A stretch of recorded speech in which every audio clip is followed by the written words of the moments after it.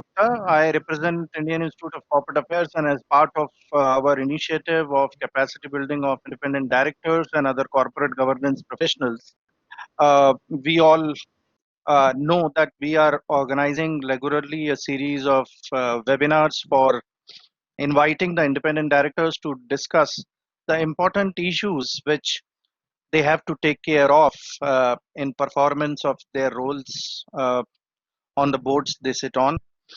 This is another webinar in the sequence on the topic of advancing sustainability and how independent directors perceive their own role.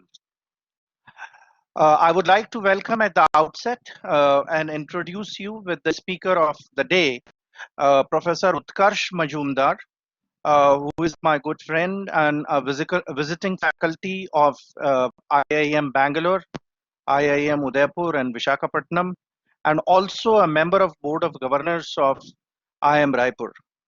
He has, to his credit, decades of experience working with the corporate sector, and now, because of his academic orientation, mindset, and appetite, he has moved on to giving back to the society and students like us all on the issues which attracts his attention. He engage research on and share some insights with his experience, expertise, and knowledge. My dear friends, topic attracts to me a lot, especially when in the present COVID time we feel how societal challenges, environmental related challenges are creating troubles to us. And it is not just these challenges. Sustainability per se has become a key word for the concerns which across the world the board of directors have. If we look at many studies and discussion papers, we find that globally we recognize sustainability as a important aspect to ponder on by the board and with the engagement of the board of directors. Yet the real seriousness is yet to in form of our roles, maybe in independent capacities or executive capacities. But before discussing it further, I'll not speak more. The speaker is there, so but just would like to share some of my thoughts. Sustainability per se has two broader connotations to my mind. One is the sustainability with reference to the concerns which the company or the board place towards issues relating to environment, climate, and so on and so forth, as well as the another meaning of sustainability is the business sustainability, where we are concernful for the going concern and the sustainable growth, sustainable sales, sustainable stakeholder management, sustainable value creation, and wealth maximization. So today the issue which we will be discussing is more related to ESG aspects, which are these days talk of the town globally. Now,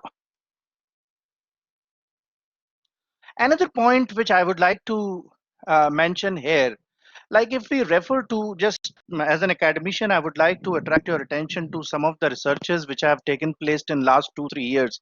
I'm not going to share with you the journey which different accords or different institutions have played in terms of setting the roadmap by issuing guidelines or placing the charters, which has significantly attracted the attention of the companies. The research has indicated that largely when we connect with the top executives, especially the members of the board who are part of the topmost governing body for a corporation, we find that a majority of executives admit that sustainability is a major cause of concern. Yet, when we investigate the matter further and ask them and question as to how much do they really engage, as far as the definition of sustainability is concerned, specifically for the value chain which the company is faced with, we find the engagements are much lesser. So this is an important cause of concern that we are here to discuss sustainability and attracting your attention towards it, so that we could revisit our own companies and the statement of purposes of our own companies as to what exactly the value creation mean to us and what sustainability has a role to play in it. Then also to discuss and understand how much really our companies are how our companies are really equipped with those people, equipped with those policies, equipped with those standard operating procedures, equipped with those can really imbibe sustainability into the value chain or having a sustainable orientation of the company. Then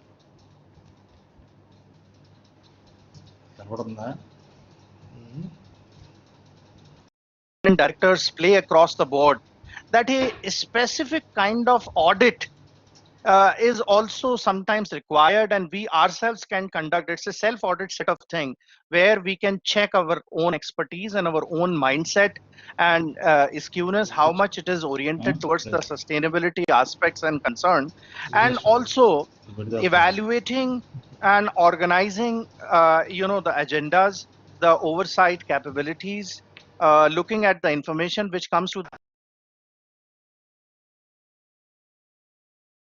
and as part of fiduciary and moral roles which the independent directors have, they have significant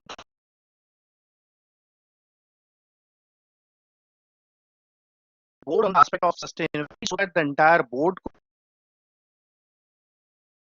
rework in terms of defining, assessing, and developing a roadmap for embedding the issue of sustainability in each and every practice. Now, without speaking more, maybe towards the end we will have a question and answer session, and I would request Professor Utkarsh to take up some questions from the people, from the participants of the day. I would now request Professor Majmudar to initiate with his discussion forward as center points of discussion, and then we can have some question answers. So over to you, Professor Utkarsh, and a very warm welcome. Thank you, Professor Gupta, and welcome to all the participants. I know it's a afternoon. Some of you may be feeling a little sleepy, being at home. But this is an interesting theme that we are sort of looking at. Sustainability has been a fairly important issue, which has been around for a fair bit Sandeep of अरे time. यार मुझे However, the importance of sustainability has grown only in the very recent years. So if you look at probably the last 4 5 years, that's when sustainability has become important. So what we'll do is I'll I'll take you through some of the key issues around sustainability, and having done that, we'll get into. So I've kept the role of independent directors right at the end, and mainly to sort of spark a discussion rather than me discussing it.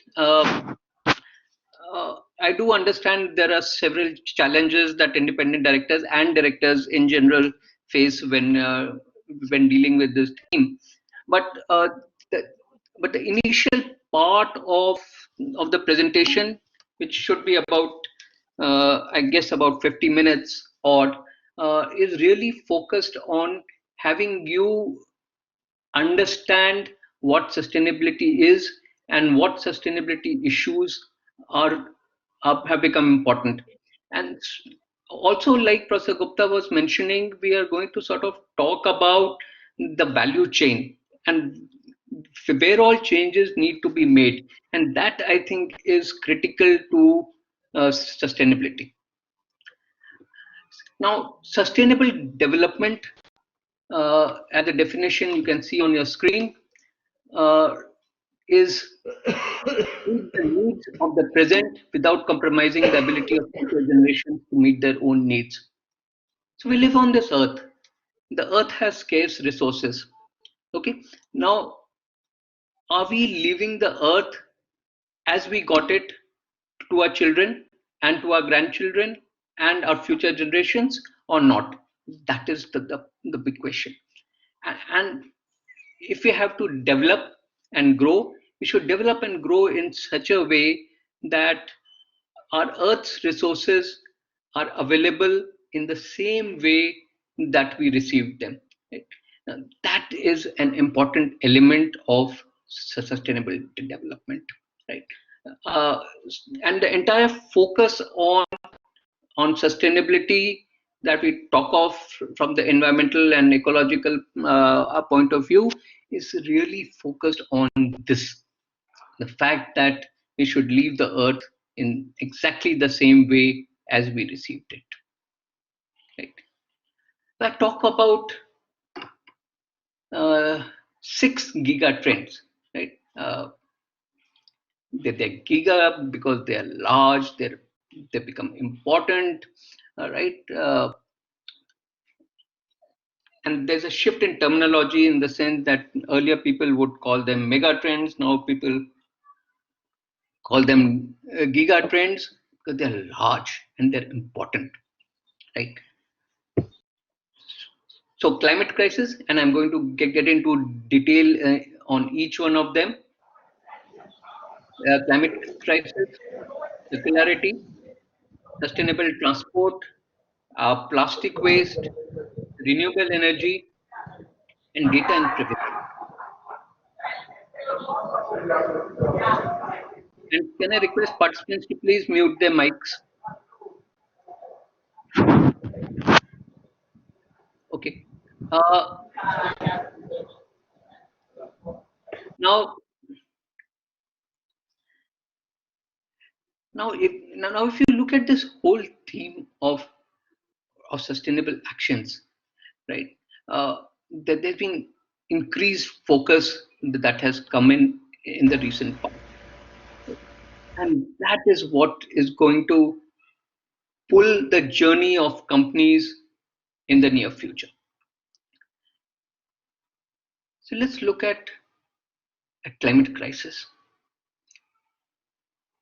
The Paris Accord. Uh, Now, the Paris Accord was an important milestone. Uh, in uh, in 2016, all the heads of the government came together and said, let's get together and reduce the deleterious impact of climate change. So what is happening? So let's go back and look at the background in a bit. Uh, the Industrial Revolution, in some sense, was the starting point. Right? The first industrial revolution, in some sense, was the growth of agriculture, where implements started getting used. The second industrial revolution was the real mechanical industrial revolution. The emergence of electricity, emergence of oil, fueled this industrial revolution. Uh, and over a period of time, because of vast industries that got set up, which were highly polluting, uh, there were impacts on the environment, there were impacts on the earth, and we found that the temperatures around the world kept increasing. Now,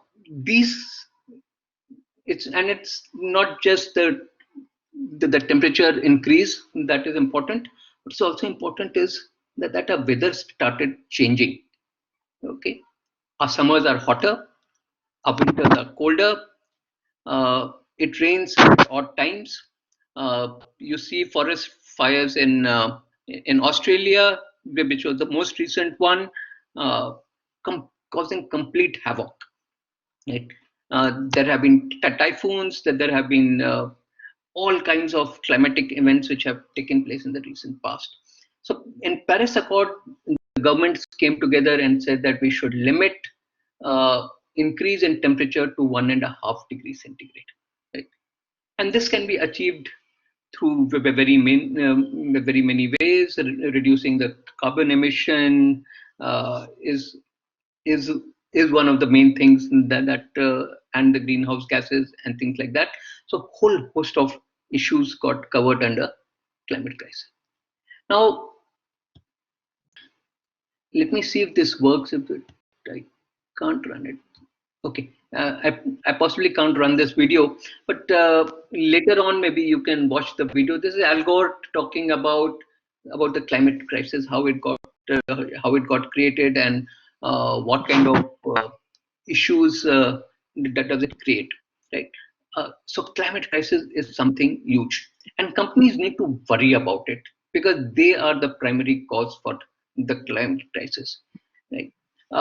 There is a huge debate about whether it's a developing country problem or it's a developed country problem, because the developed countries got developed earlier and they didn't care about it. So why should we care about it, right? So those are the kind of issues that sort of get discussed. But in terms of companies, I think it's a very important role that companies can play in sort of making an impact on climate crisis.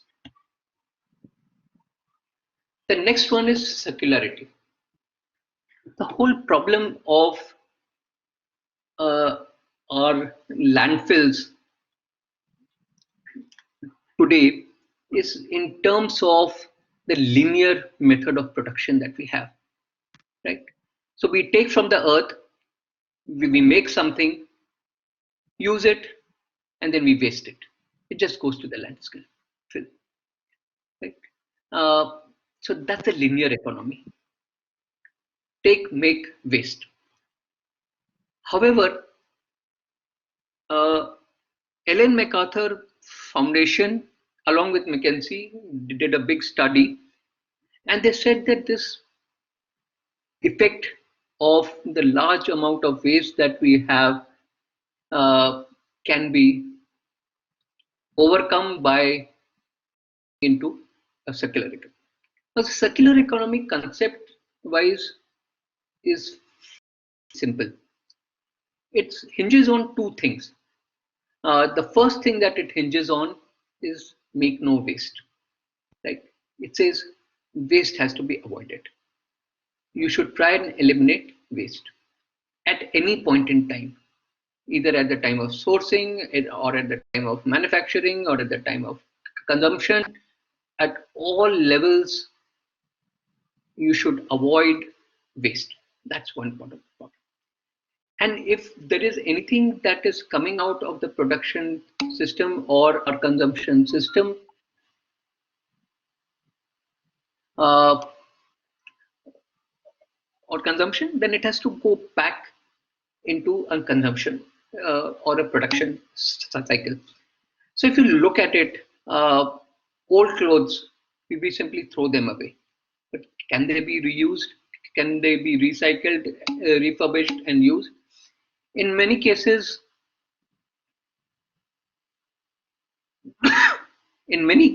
you have a situation where you wear a dress, say 2-3 times, and then you throw it away. Right? So at that is something that we are sort of wasting. So how do we bring back all that into the system? Right? Can what are known as reverse supply chains that can work, which is something that I'll come to in just a minute. And there is this whole business of sustainable transport that has come about. If today you look out of your windows 1 month after the lockdown, you'll see clean air. You can see miles away.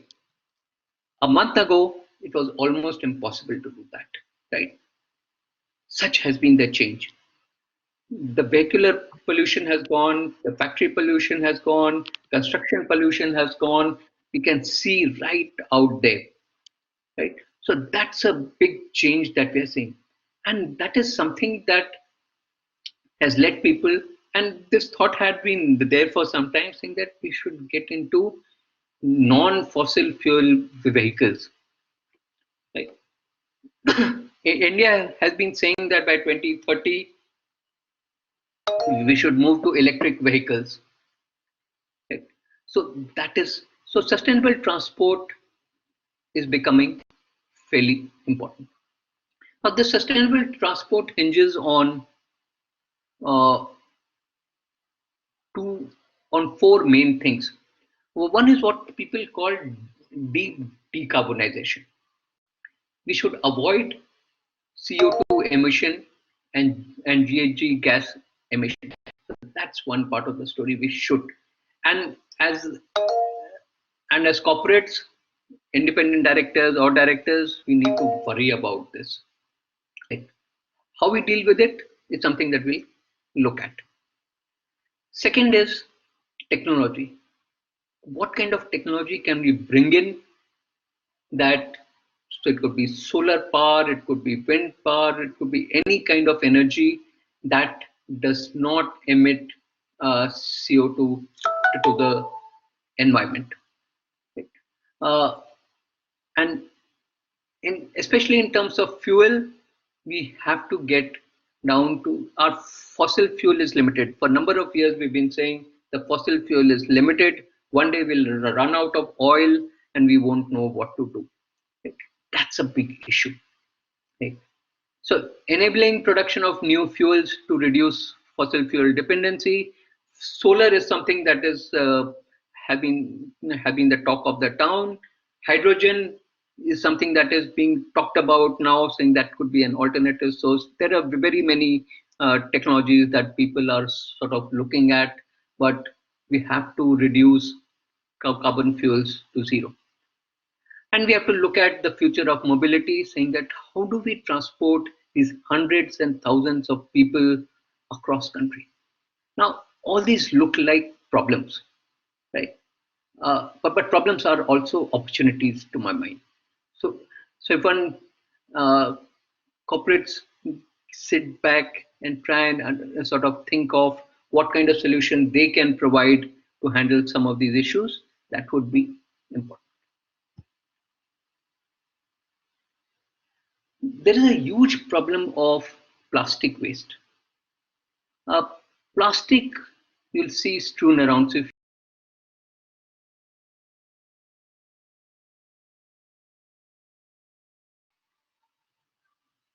uh, so if you look at the Guardian story, which had a cover of these large amount of junk of waste, of plastic waste, plastic waste has a peculiar problem. And the problem is in terms of the so two problems. One is the wide range of plastics that are available. And each plastic has different characteristics. And each kind of plastic uh, is recycling, etc., requires completely different kinds of technologies, right? So you'll see these. So if you turn around any bottle that you use, any plastic bottle that you use, you'll see these number codes, and these are the things that they are made of and how they can be sort of sort of recycled. That's a problem. The big problem is plastic takes ages to sort of degenerate. Right? They're not degradable. Uh, 500 years, 1,000 years, it takes phenomenal amount of time. And plastic is something that you will see literally in everything that we use, from our water bottles to the food packets. You'll find it everywhere, right? Sometimes separating plastic becomes difficult because sometimes it is mixed with aluminum and things like that. So it becomes extremely difficult to sort of segregate. It becomes biodegradability is also low, right? And these are something that we have created, right? Manufacturing companies have created. The solution for this has to be found by the manufacturing companies, right? And that's where the role of independent directors really comes in. On how do they push companies into ensuring that the plastics are sort of taken care of. Now, plastics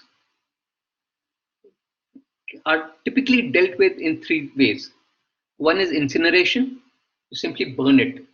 And if you've seen landfills being burnt and plastic being burnt, it gives noxious fumes, which is unhealthy for anyone. So imagine somebody living near a landfill, breathing that air, which is toxic air, that's a problem. And it goes to the landfill. So if it's not burnt and it goes into the landfill,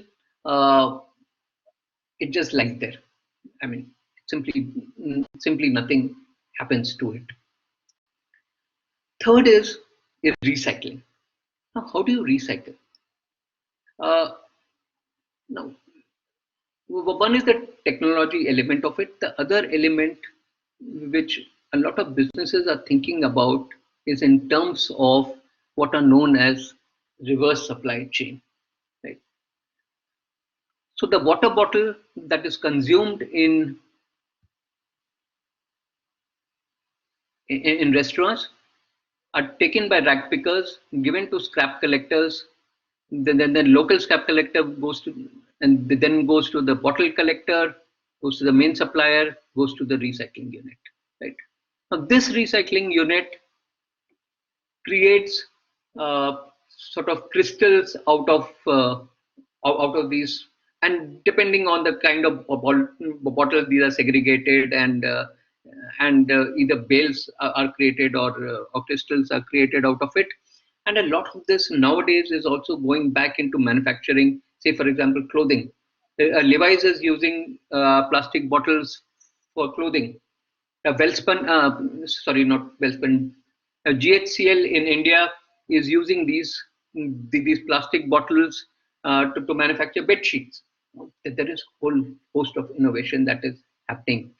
So when we spoke about circularity, this is an example of a circular system whereby you're bringing back the plastic bottle, which is a waste, which would have remained in the landfill. It can now be used to manufacture another piece of cloth for you. Right?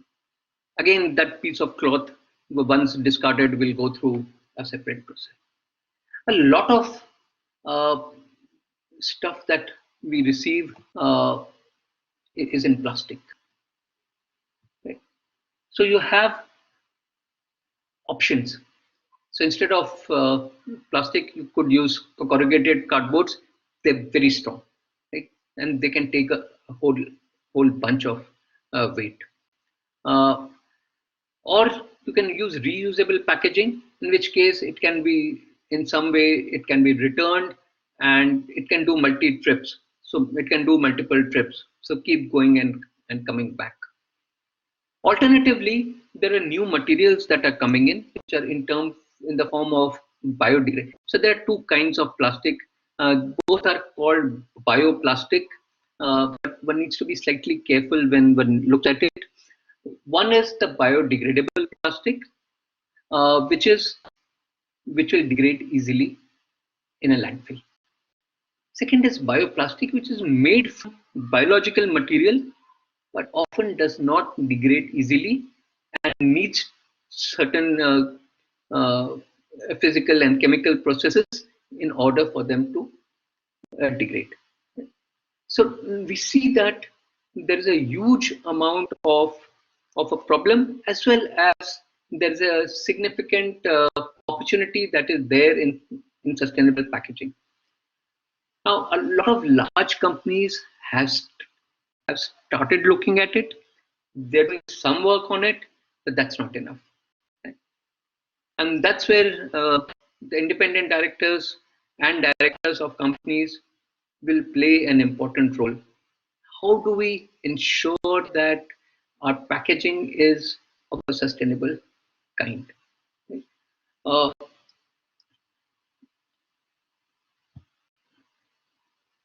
then there is this whole story about renewable energy. The idea is that there is a limited amount of fossil fuel. Our future generations simply can't live on the fossil fuels. So what we have to do is create energy from solar. There are multiple technologies that are available. The most common one is of course solar, which you can see in the picture here. Then there is wind. Solar and wind, in some sense, have grown fairly large. Right? There is tidal energy, which uses tides to generate energy. It hasn't picked up so much. Right? There is hydro energy, which is hydrothermal energy, which uses water to generate falling water to generate energy. Again, something that has taken up.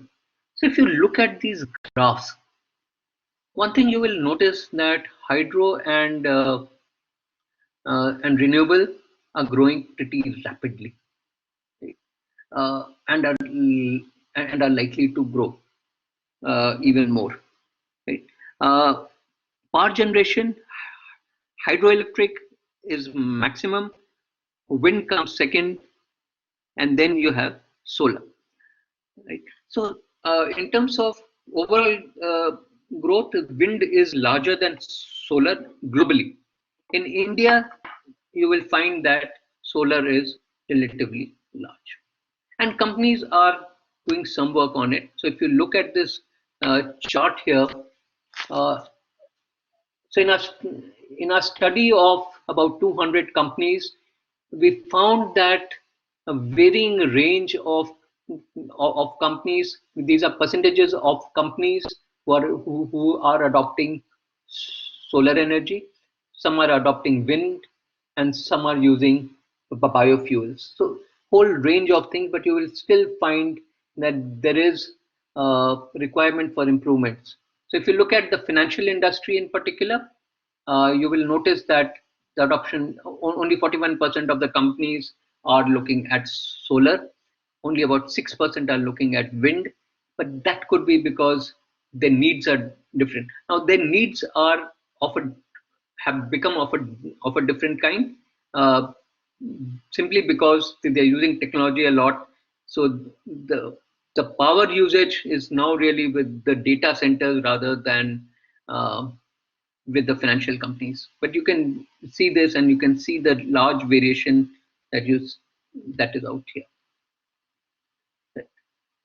Renewables still not a fully functional uh, theme, or a business. Look at the quality. Power quality is highly variable, uh, in the sense that you still can't get adequate power all time. So suppose you are in a continuous process manufacturing, uh, and if you don't have enough power, then you can be in trouble. Resource location. Some areas are good for wind, some areas are good for solar. So where do you locate? And depending uh, on your location, you will get that energy resource. Then there are information barriers, in the sense that people don't understand renewables so much. People believe, and which is the next point, is that it is highly costly. It is costly to a degree, but it does have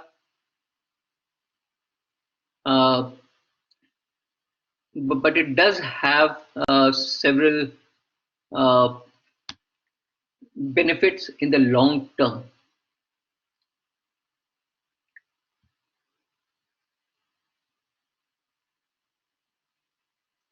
Okay,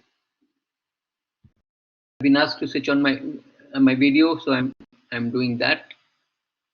Uh,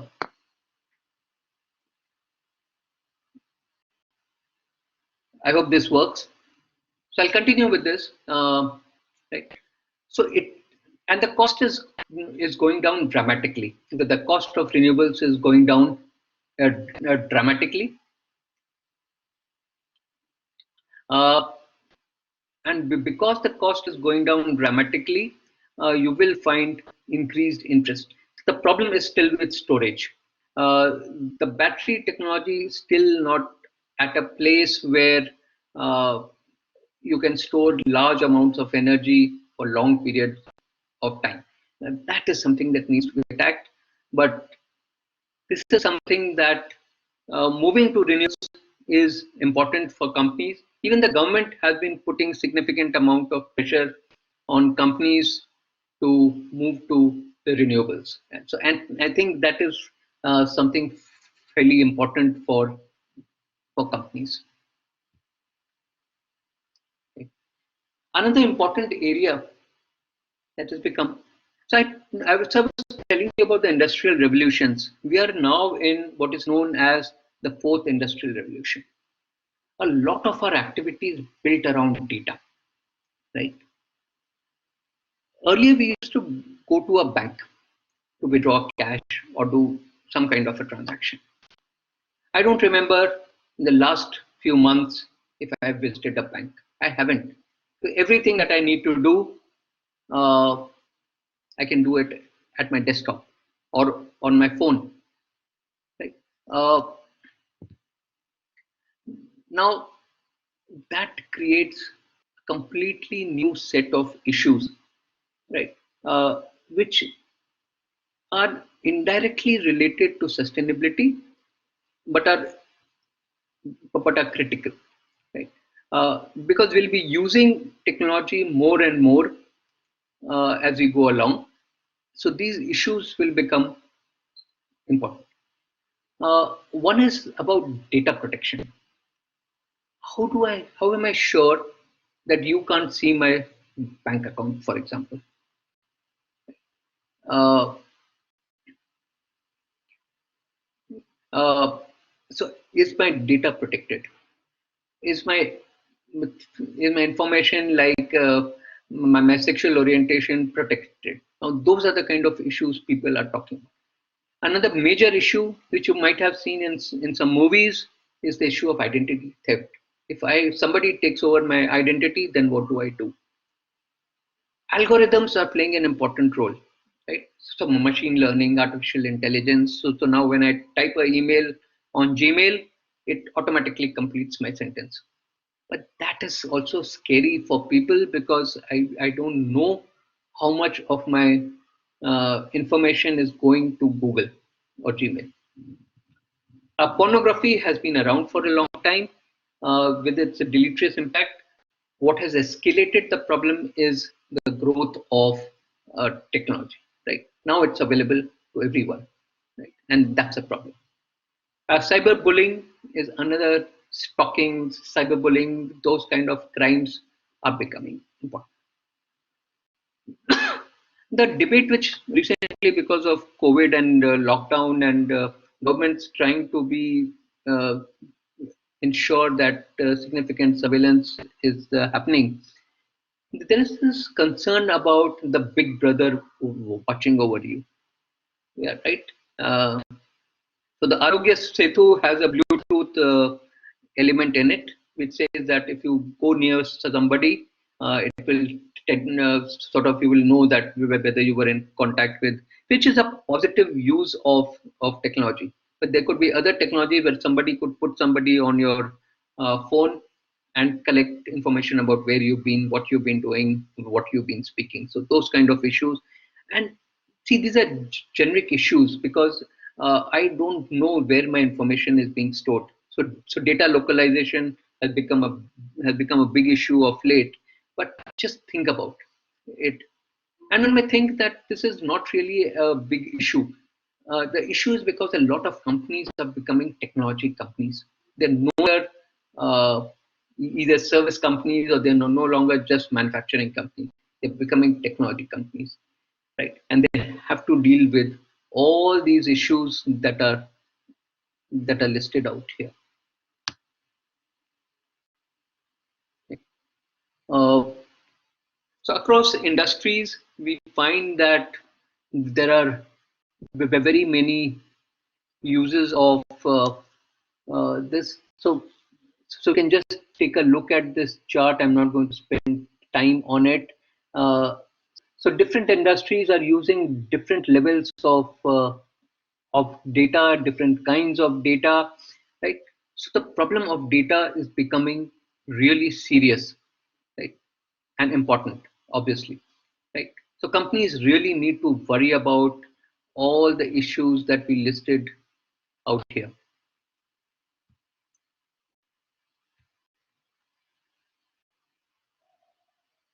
right. Now, if you so for companies, how do you sort of, since we have looked at all these issues that are there,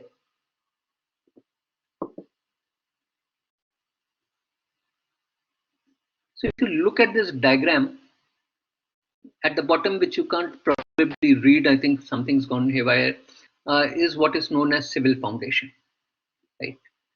Civil foundation comprises our own ethical and moral values, right? So, if I, uh, so, so internally we know that stealing is bad, telling lies is bad, right? That is the internal ethical uh, and moral compass that we have inside us, right? Now, if I want to do some action in order to improve the sustainability of the environment, I can go to the choice route, right? I choose to do something, or I can go the compliance route. The government has to set out rules saying that you should do this or you should not do this. So, so range of things that you can do. Uh, then these choices can be either strategic, in the sense that you take a strategic decision and it aims to maximize the shareholder value. So any action that you do goes towards maximizing shareholder value. Uh, that's where you are. Right? So sustainability, in some sense, and I'll sort of point out to you, it helps companies as well. So it's not just that there's a cost to being sustainable, because I have to invest in renewable energy, for example. I have to invest in uh, ways to reduce atmospheric pollution. I have to invest in an electrostatic precipitator, which is an expensive equipment, right? But all that cost leads to a positive impression in the minds of the people who will buy your products and will pay a premium for a product, right? So that is the strategic element of it. On the structural side, I take actions because I believe these are right actions. Even if nobody else does this, I'm the one who's going to take these actions. uh, so uh, so we can be either strategic in our view, or one can be structural in our view. So if we take the lead position, in the short run, we may sort of face a risk, but in the long term, it will be beneficial to us. So these are the ways in which people are sort of looking at how do we deal with the issue of sustainability.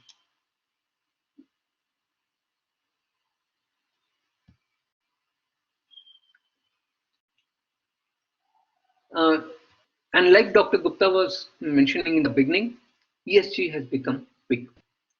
Uh, and this has come more from the financial industry. Financial industries are now looking at you very carefully. And this whole business of what is known as ESG investing has started. So banks are now saying, for example, if you are not good on ESG, environmental, social, and governance, I'm going to charge a higher rate of interest on a loan from you.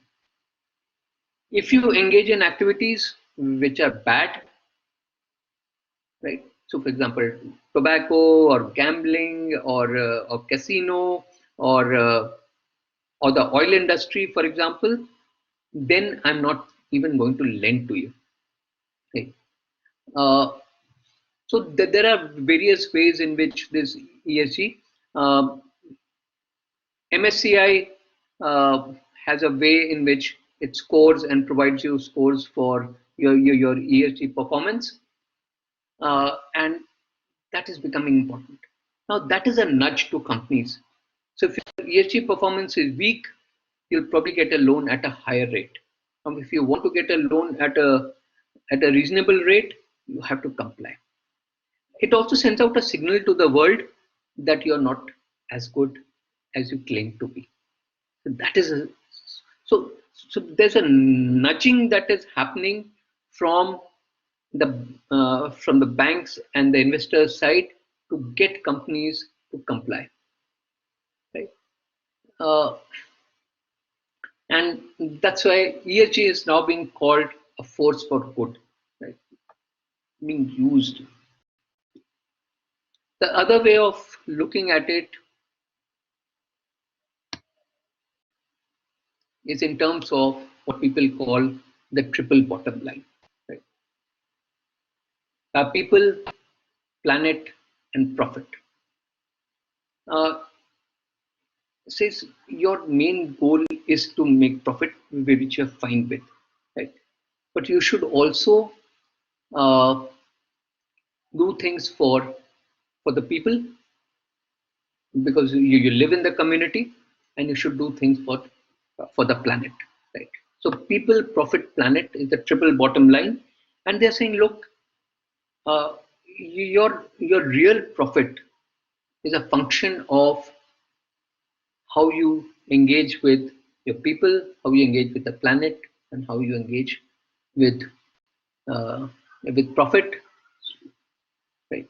So it should be bearable, equitable, and viable. So that's another way of looking at things. In 2015, United Nations came out with Sustainable Development Goals. These are 17 key goals with, I think, about 179 odd minor goals related to the main goals. And it looks at a wide range of these issues. So you can see here, no poverty, hunger, whole range of things that you look at, right? So literally covering everything on earth, right? Uh, so that's something which has become important. Now, sustainable development goals, if you look at a bit of a history, it took a long time in coming. I mean, the Rio Accord was way back in 80s. But sustainable development goals really came from the Millennium Development Goals. The Millennium Development Goals unfortunately didn't work out simply because it was left on countries to do it. Uh, but sustainable development goals are meant for both companies as well as the private and public sector. So it covers everyone. 2015 they were set out. It's 2020. Work has started. The pace has not been as good as it should have been, but things are moving. Right. A lot of companies are now reporting uh, their their performance in sustainability reports on on achievement of these goals. So these are important, and companies are looking at it. And as as members of the board, we should be familiar with these sustainable development goals, because uh, achieving them is important. So we have to look at it in the context of our organization, try and figure out what we can do for each of the goals. Maybe all are not applicable to us, maybe only a few are applicable to us, but we need to focus and look at them. Okay? uh, a small chart, and you can look at it later on. This talks about how do sustainability development goals map with the CSR spend requirements that the government has laid out.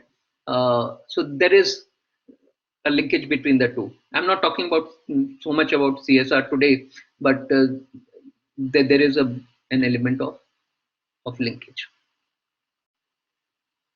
We spoke about the value chain, and I think this is the crux of the whole thing, right? This is Michael Porter's value chain analysis. And for any company which is trying to become sustainable, and we as independent directors, when we are looking at a company's performance, we should try and break it down to each element of this value chain and ask ourselves, what is our company doing on this?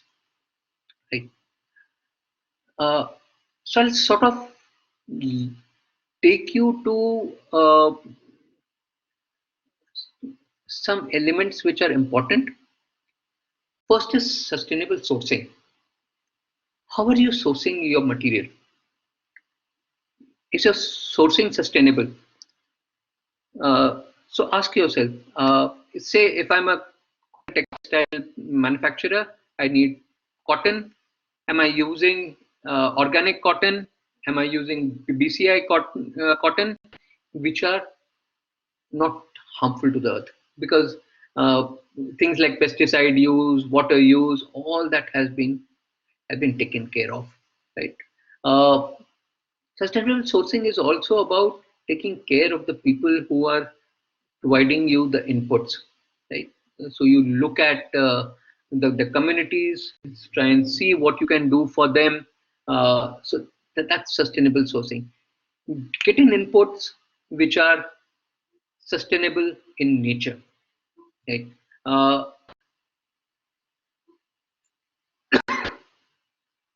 and if your supplier says that he can't provide you sustainable products, then you can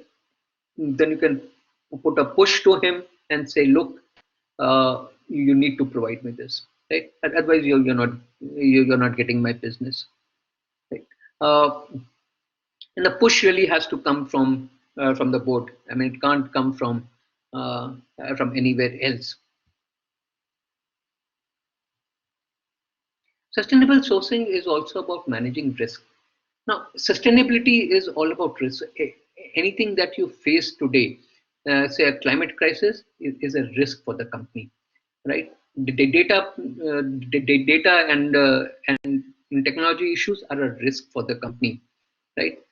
Sustainable transportation or lack of sustainable transportation is a risk to the company. So all the 6 elements that I listed out earlier are a risk to the company, and you have to manage the risk. And the buck stops at the board, right? So it helps you in managing risk. It helps you in reducing costs.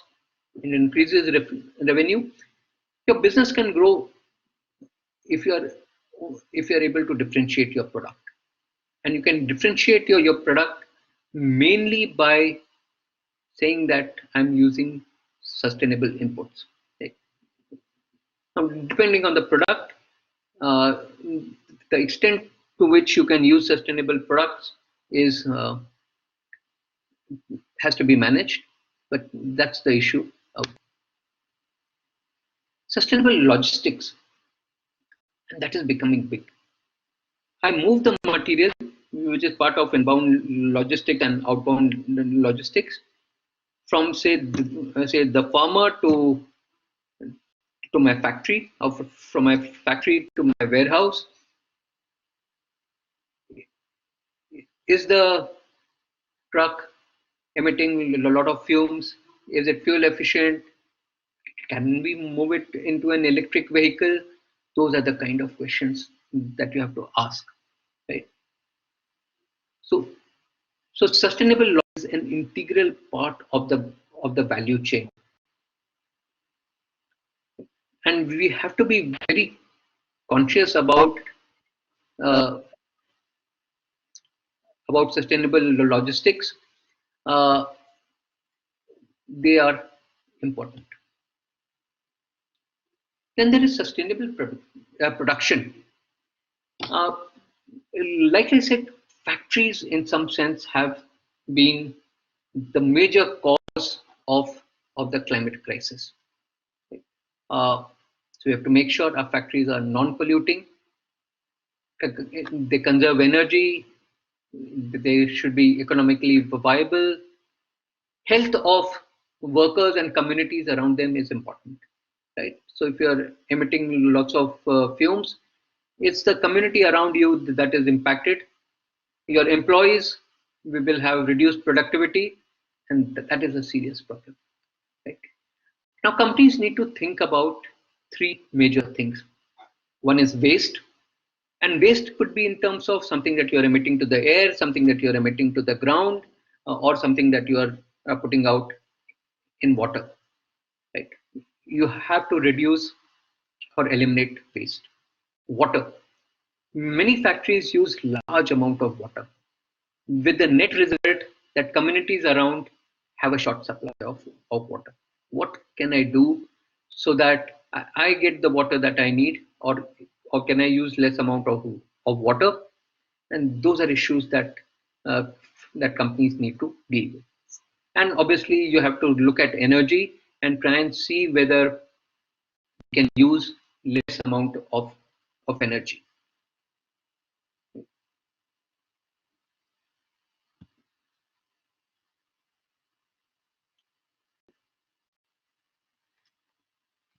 So if you look at the green supply initiatives that companies in India are undertaking, you will notice that there's a lot that still needs to be done. Right? Enough has not yet been done. And that's a simple message. There's a whole lot that still remains to be done.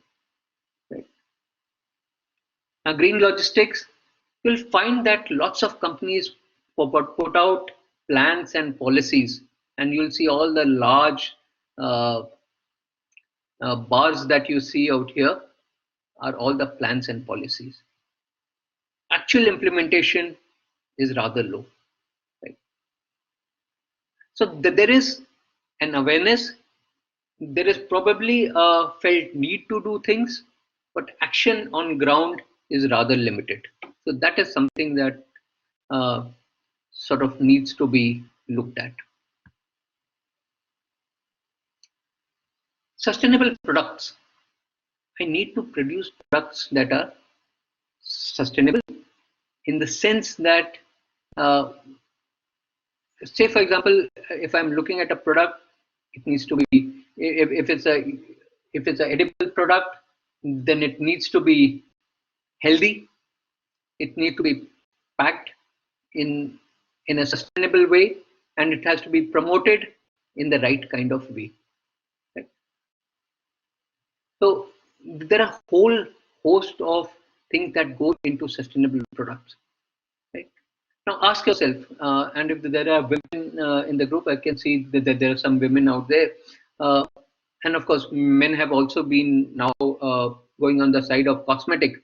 If you look at the cosmetic product, just look at the bottle and see if there are ingredients mentioned there. In most cosmetic products, you will not find the mention of the inputs or the chemicals that are being used. A lot of them are harmful to your skin, right? So we not only so in the entire value chain that you have, from sourcing, inbound logistics to production, outbound logistics, marketing, sales, final product that goes to the customer, everything has to move to being more uh, more sustainable. Trust and transparency are two key elements in in any business. As a customer, I can trust you if you are transparent, right? And these two elements have to be at the topmost for any company.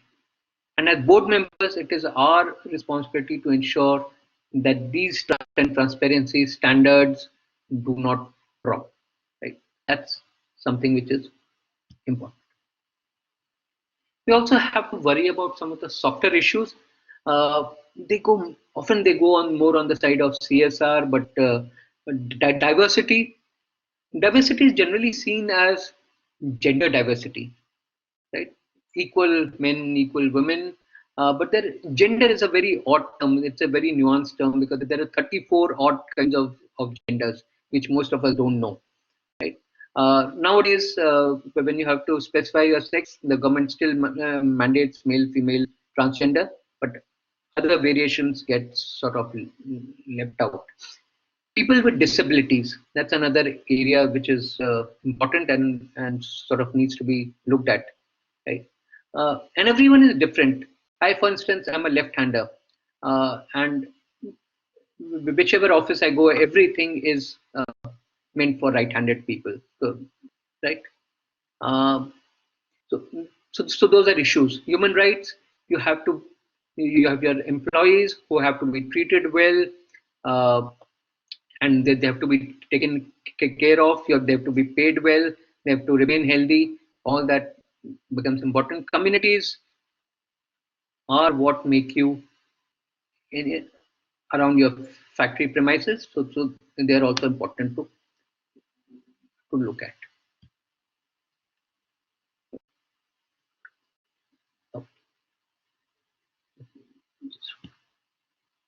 Right. So we are talking about sustainable products. So these are some of the features of the sustainable products. Uh, Take a look at them. Uh, is the product healthy for customers? Does the production benefit local communities? Is the production process safe for workers? Is the product environmentally sound? Is the product economically viable? So all these issues are something that you need to sort of look at.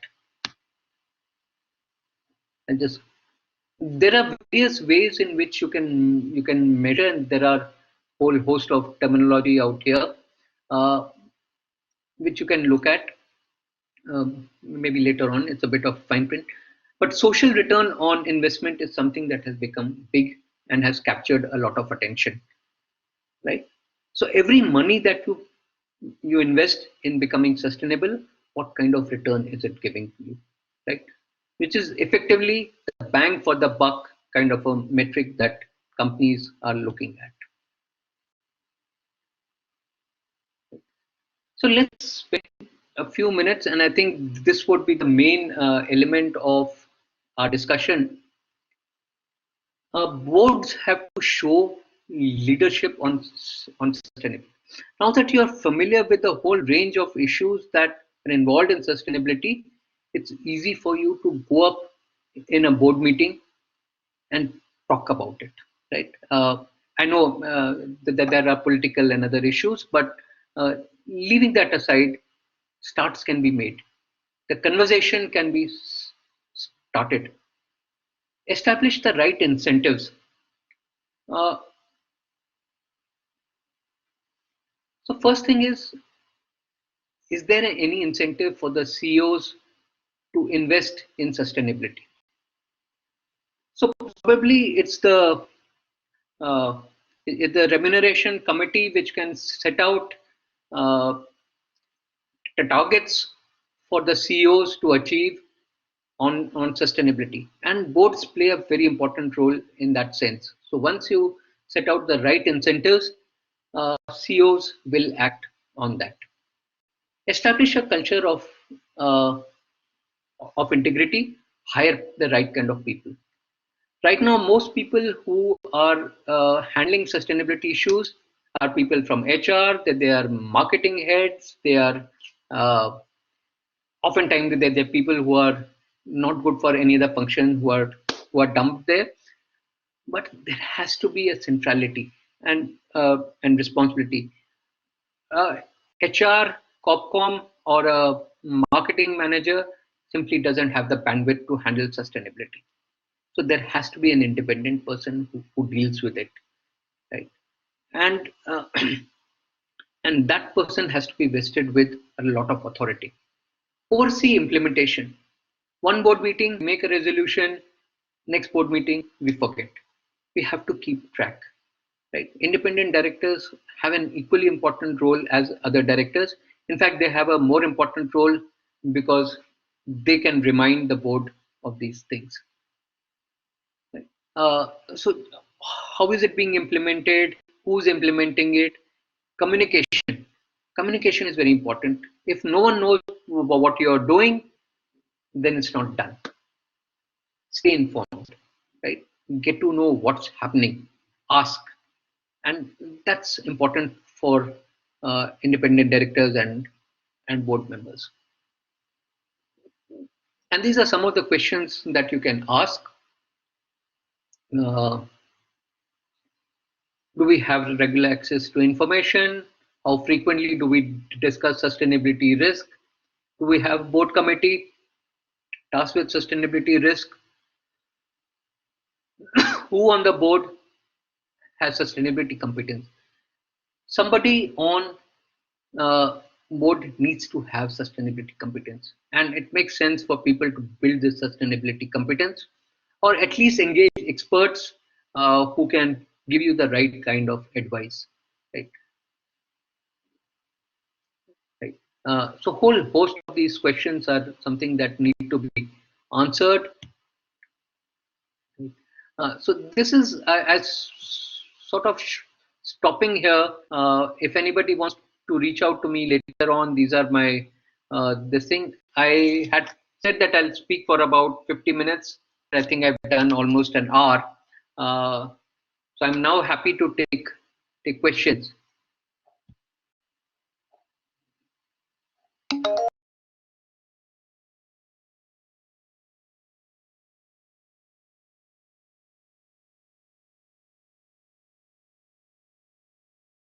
Question talks about the time frame. That is, these are long term things, these are not short term things.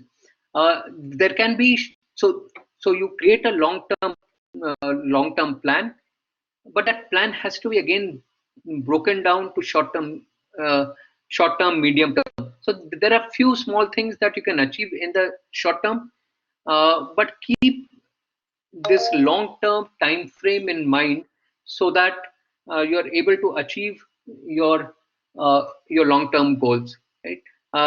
Many of these things require significant amount of investment, take significant amount of effort, but uh, there can always be easy to pick fruits, and those should be achieved first. But again, it's contextual. It depends on the company that you're sort of looking at. So that's the question about time frame. I hope that has been answered. Uh, can independent directors really work independently? It's not something to do uh, with the theme of the day. But my response to this is, you can always try, right? See, what is the worst that will happen? Uh, they will not uh, take you back on board, right? That's the worst that can happen. But unless uh, you raise your voice on issues, if things are going wrong and you don't point them out, then you're still legally liable. So at least if you raise your voice, it's been recorded on minutes, that counts. Uh,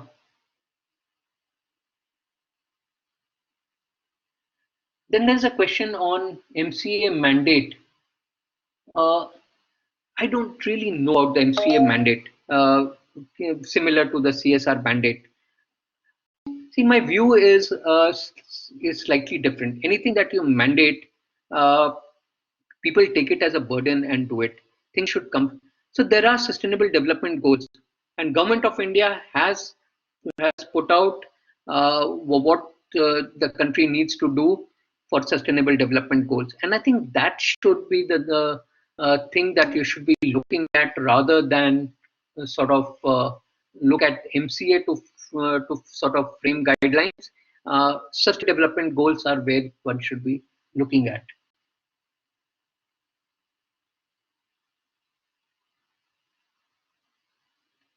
Uh, I will not be able to answer the question on can I start as independent director. Okay, uh, our business our business units concerned about triple bottom line approach towards sustainability. They were not, right, but they have now. Well, what has happened is the push has come from international buyers. So the first push really has come from international buyers. International buyers have been pushing their Indian suppliers to say, be sustainable, right? And that has got them to start becoming sustainable. So having looked at them, other companies have started.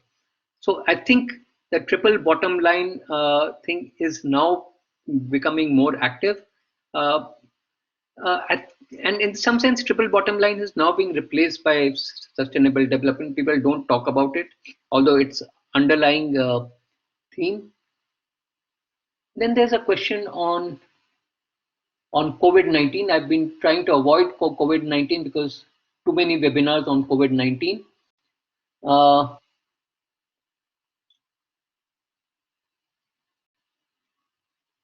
can IDs dare to raise SDGs at the time? There is a significant push for what people are calling the green recovery. In the European Union, a large number of MPs and companies have come together and asked for a green recoveries. Right? Uh, there's a similar pressure that is also being built in other parts of the world. So talking about SDGs at this time or in near future is unlikely to sort of be taken all that negatively. There will be stress, and let's face it, last month has been a zero revenue month, right? Uh, the first the first quarter for most companies will be very bad, right? uh, so so we can raise the issue, but at the same time say, look, right now we probably don't have enough money, but we can wait for some time and then respond to these issues. To maintain environmental balance and awareness,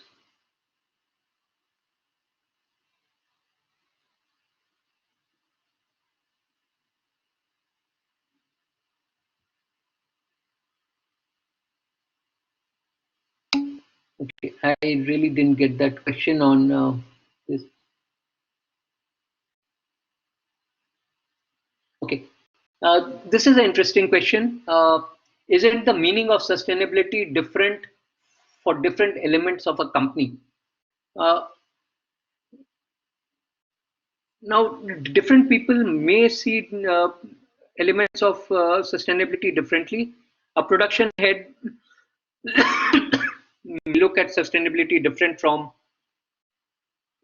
the financial controller, who may look at it very differently uh, from the supply chain head.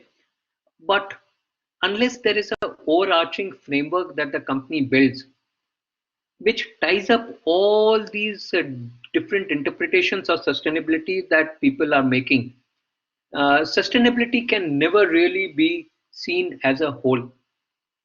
Yeah, so that's my view on this.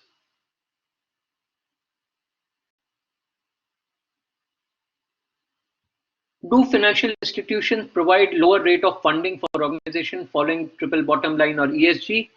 Uh, they have, right? ESG investing is becoming big.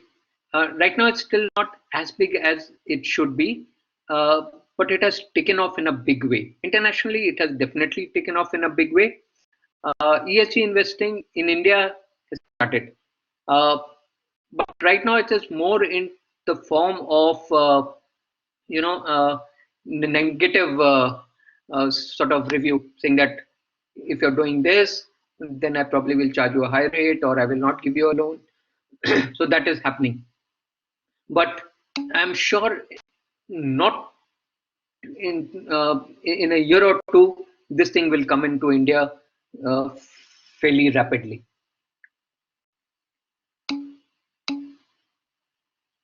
In the current time of aggressive downturn, how many of the topics discussed are relevant? Literally everything is relevant, right? So even if it is a downturn, right, the moment all your activity starts, right, your vehicles get back onto the road, your factories start, uh, everything that I've discussed will start happening, right? Data and protection and privacy issues are something which are happening even today, right? Because we are so much online today, they're actually in a terrible situation, right? So yes, they're important, they'll come back and hit you fairly quickly. Many sustainability may not be relevant in developing countries. This is a debate about developed versus developing that is happening. Is India still a developing country? It possibly is. Uh, it's resource short, yes, but if things are going wrong in the environment, are we leaving the earth back to our children in the same way? I think it is important. Uh, it's just that the perspective of time has to be kept in mind.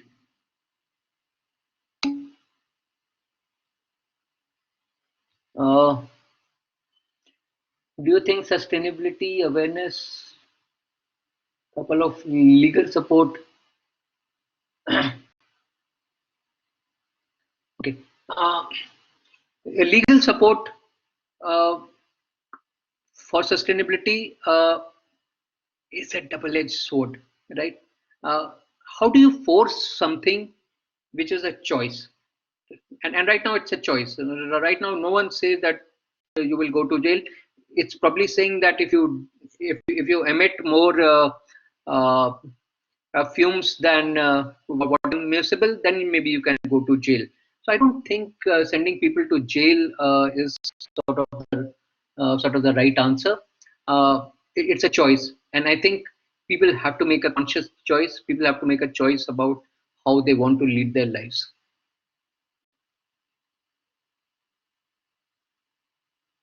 How a consumer customer informed about company sustainability? Okay, now on the customer side, what is happening is there is this whole business of certification that has come up, right? So there are products that are certified organic, for example. So these guys have gone and checked that these are certified organic. For example, for large buyers, uh, in say, for example, say cotton products, cotton is often implanted with DNA, and that DNA remains till the cloth is manufactured, right? Even if it's a colored cloth, washed cloth, that DNA still remains in it. At any point in time, you can take it to a lab and get it tested. There will be a certification on the cloth saying that, right, this comes from this kind of cotton, right? So that entire traceability chains are being established and certificates are being issued that help the customer get this. Large customers, large buyers are now insisting on certifications, right? So if you have to export, you probably have to go for certifications.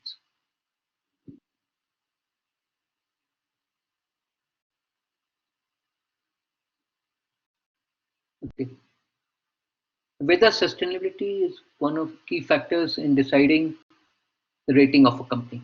Uh, with ESG ratings becoming common, uh, rating agencies are now taking ESG rating. So bankers are looking at the ESG rating and looking at your credit rating and then giving you a loan, right? So although ESG rating right now is a separate function, I think gradually rating agencies will realize that it is also an important element of their function, and they will integrate these.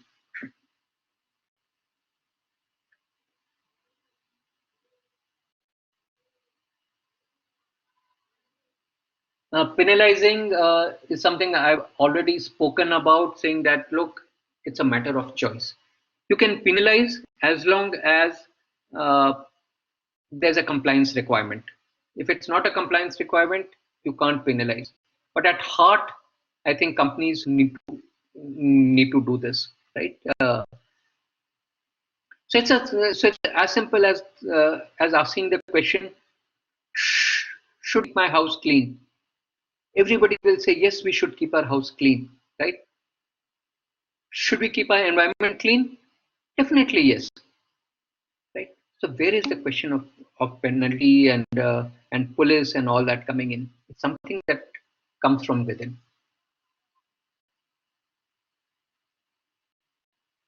How do you prioritize key issues? Look at what issues are important to your business, right? Look where you can get maximum returns with minimum efforts to start with. And then gradually pick up pieces that are tougher. Not everything can be done. So pick up the easy. Once you get confidence that you can do small things, doing big things will become easy. I think that's probably the end of all the questions I have got. So if there are no more questions, then I think we can close the session.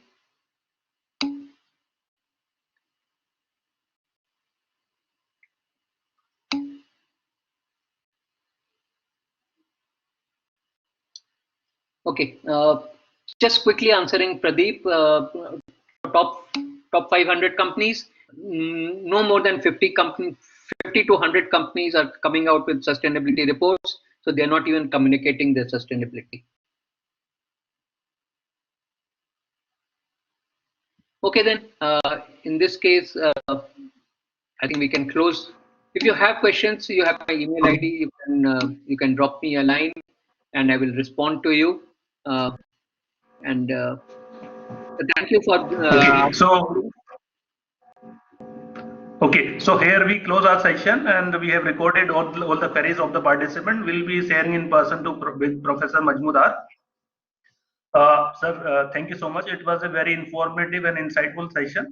So here I would like to invite Mr. Susanta Kundu, our for Independent Directors Data Bank, for the vote of thanks.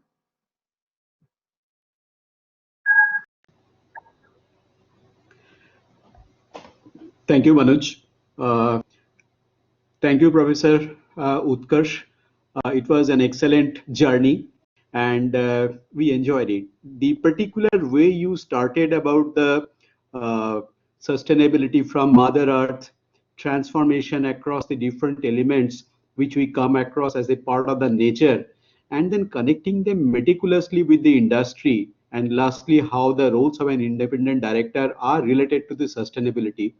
That transformation is journey is excellent. I'm sure all of us who participated had a classic way of viewing it in such a lucid way. Thank you so much. And more importantly, your depth of research and your indigeneity in expressing it was classic. And we surely do not find such things in our textbooks. Thank you so much, sir. And for all the participants, I really appreciate your way of diligence, the way you listened and you really helped Professor to speak the way he wanted. Classic. Thank you so much. And most importantly and last way, I would thank Dr. Gupta for coordinating it, and Manoj, the way you have handled it. Thank you to everybody, and see you soon for some other webinar for this Center of Independent Directors. Thank you so much.